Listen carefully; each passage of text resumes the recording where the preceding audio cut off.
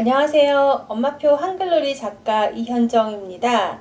네, 이제 새학기가 되었습니다. 그래서 우리 아이들 한글을 어떻게 가르쳐야 될지 또는 언제 가르쳐야 될지 고민하시는 분들이 많을 것 같아서 이번 영상을 찍게 되었습니다. 제가 학습지 교사를 할 때 어머님들께서 가장 많은 질문을 주셨던 게 뭐냐면요. 선생님, 우리 아이 한글을 언제쯤 가르치면 좋을까요? 이런 질문을 굉장히 많이 받았습니다. 이 질문은 연령을 불문하고 모든 어머님들께서 저에게 질문을 주셨었는데요. 제 경우를 말씀을 드리자면 저는 첫째 아이는 5세가 되어서 한글을 시작을 하게 됐습니다. 사실은 첫째 아이는 한글을 관심을 가질 때 시작을 해야지라고 마음을 먹고 있었는데요. 저희 시어머니께서 아니 얘 5살이 됐는데 엄마가 더군다나 선생인데 왜 한글을 안 가르치고 있냐 이렇게 자꾸 다그치셔가지고 어쩔 수 없이 저도 이제 아이 한글을 가르치게 되었습니다. 첫째 아이 한글을 선택한 방법은요, 학습지였어요. 학습지를 선택을 했는데 왜 중2 제 머리 못 깎는다는 말이 있잖아요. 엄마가 아무리 선생이어도 제 아이는 제가 도저히 못 가르치겠더라고요. 그래서 첫째 아이는 학습지를 선택을 했어요. 자, 그래서 교재와 교구를 한꺼번에 구입을 하고 또 선생님 오시는 비용을 또 추가로 지불을 하면서 한글을 시작을 했는데요. 한글 수업 시간은 15분이었어요. 15분 동안 선생님이 큰 목소리로 아이와 즐겁게 노래 부르고 또 재미있게 수업을 하시는데 그 시간이 너무 빨리 지나가는 거예요. 그래서 저희 친정 어머니께서 아니 저 선생님은 왜 그냥 앉았다 가냐 이렇게 또 말씀을 하시더라고요. 근데 저는 이제 그런 학습지 선생님들의 패턴을 잘 이해를 하고 알고 있었기 때문에 친정 엄마께 다시 자세히 설명을 드렸던 기억이 납니다. 자, 그리고 둘째 같은 경우는요, 첫째와 둘째 그 나이 차이가 좀 많이 있거든요. 그래서 첫째 아이한테 거쳤던 그런 시행착오를 둘째한테는 조금 줄이고자 30개월이 됐을 때 한글을 그냥 노출을 시켰어요. 한글을 노출을 시켰고 방법은 둘째 아이도 학습지로 먼저 시작을 했습니다. 첫째 아이 때는 그 태블릿 학습이 없었던 때였기 때문에 그냥 종이 교재로 학습을 했다면 둘째부터는 태블릿 학습이 많이 보편화가 되어 있는 시기였어요. 그래서 태블릿 학습을 통해서 이제 한글 재미있는 노래 그리고 뭐 여러 가지 색깔놀이라든지 그런 태블릿 안에 굉장히 다양한 놀이 방법이 탑재가 되어 있었어요. 그래서 엄마가 굳이 앉아서 아이를 앉혀놓고 복습하지 않아도 아이가 태블릿 조작으로 자연스럽게 복습을 할 수 있게끔 그렇게 환경을 만들어 줬었고요. 그렇게 태블릿 학습을 하다가 또 제가 궁금해지더라고요. 첫째 아이는 이제 이거 뭐야 이렇게 해서 확인을 했다면 둘째는 이제 배운 것을 확인하는 방법을 조금 다르게 했었어요. 그래서 재밌게 놀이를 통해서 아이가 배운 걸 어느 정도 알고 있는지 확인을 했는데 제가 확인을 하다 보니까 깜짝 놀라는 일이 있었어요.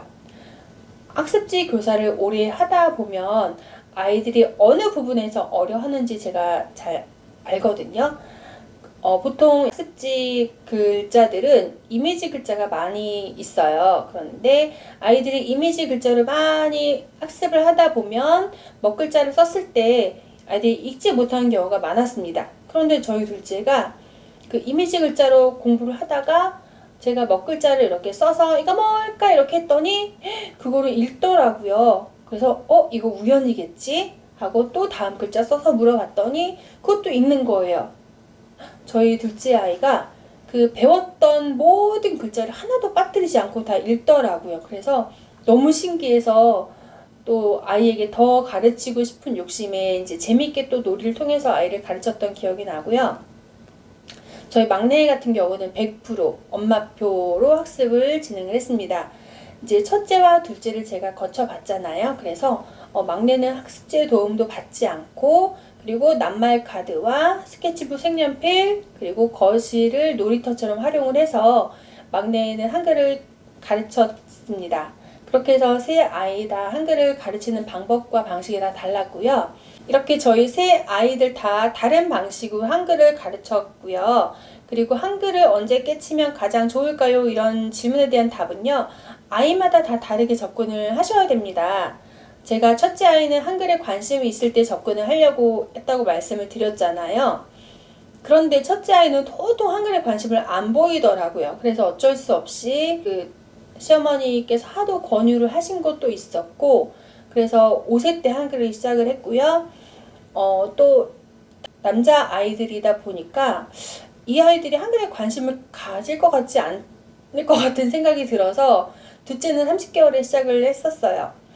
아이들마다 한글에 관심을 보이는 시기가 다 다르고, 그리고 접근하는 방식도 다 달라야 합니다. 만약에 저희 아이들처럼 한글에 전혀 관심을 보이지 않는다라고 하면 조금 이른 시기부터 그냥 자연스럽게 노출을 해주시면 좋고요. 나는 그것도 싫고 그냥 학교 가기 전에 그냥 가르쳐주고 싶다. 그러면 보통 6, 7세가 되겠죠. 그러면 아이 6, 7세 정도가 되면은 아이 인지 발달이 어느 정도 형성이 되어 있기 때문에 한 글자 학습부터 시작하셔도 무방하고요. 조금 어린 연령의 친구들은 먼저 사물인지 먼저 접근을 해주시고, 그 다음에 통문자로 접근을 해주시면서 재밌게 놀면서 한글을 가르쳐 주시면 되겠습니다. 자, 그리고 어머님들이 통문자 먼저 해야 할지 한 글자 먼저 해야 할지 좀 많이 헷갈리시는 부분들도 계세요. 제가 좀 전에 말씀드렸던 것처럼 아이가 많이 연령이 어리다면, 그리고 5세 이전 5세쯤 된 아이라면 통문자 먼저 시작을 하시는 게 아이 흉미 유발에 도움이 될 수가 있겠고요. 그리고 조금 이제 인지 발달이 어느 정도 형성된 시기다. 우리 아이가 학교에 가야 되기 때문에 입학 준비를 해야 한다 하시면 한 글자부터 시작을 하시면 되겠습니다. 그런데 입학을 해야 되는데 한 글자가 너무 어렵다. 우리 아이는 전혀 책을 읽어주지도 않았고 학습에 전혀 어떤 시도도 하지 않았다라고 하면 통문자와 한 글자를 함께 병행을 해주시면 더 빨리 아이가 한글을 인지할 수가 있습니다. 자, 그 방법은요, 하루 10분 엄마표 한글놀이에 자세하게 나와 있으니까 참고를 하시면 되겠습니다. 네, 우리 아이 한글을 언제 시작할까요? 라는 질문에 대한 대답은요, 아이마다 상황마다 모두 다르다입니다. 네, 이번 영상이 도움이 되셨다면 좋아요, 구독 눌러주시고요. 다음에 또 더 좋은 영상으로 찾아뵙겠습니다. 감사합니다.